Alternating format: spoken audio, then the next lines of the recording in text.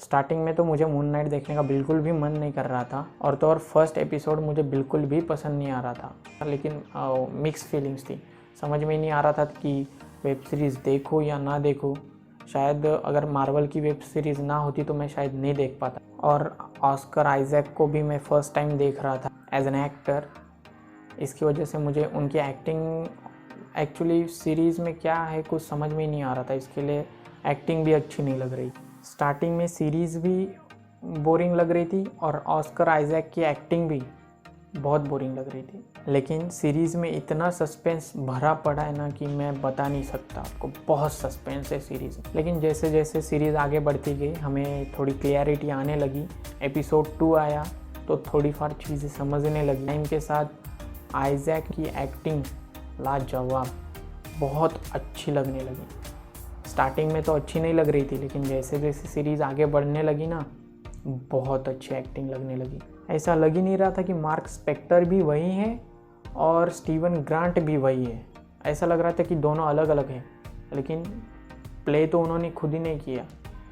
Series में मैंने लायला का रोल प्ले किया है, जो कि बहुत अच्छी एक्ट्रेस है। तो लायला भी बहुत कंफ्यूज थी मार्क स्पेक्टर को लेके, और मैं भी बहुत कंफ्यूज था सीरीज़ को लेके फर्स्ट एपिसोड में।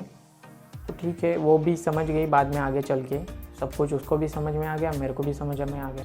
तो लायला के पहले कॉन्शु का भी अपीयरेंस है उसमें, और जब जब कॉन्शु आता था ना मुझे बहुत डर लगता था, और मेरे को ऐसा लगता था कि कोई हॉरर मूवी का सीन चालू है। मतलब डरावने तो नहीं है, लेकिन उसका चेहरा ही ऐसा है कि भाई डर लग जाए।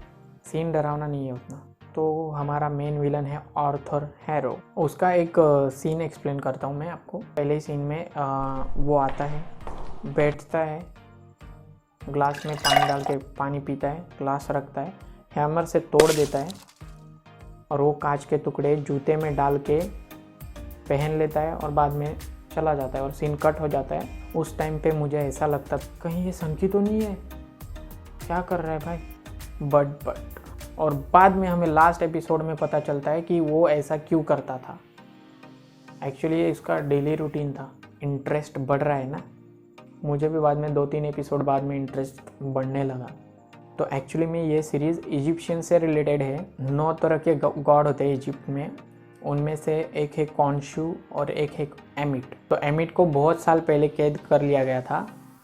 आर्थर एमिट को छुड़ाने के लिए जाता है, वो छुड़ा पाता है कि नहीं वो बाद में पता चलेगा।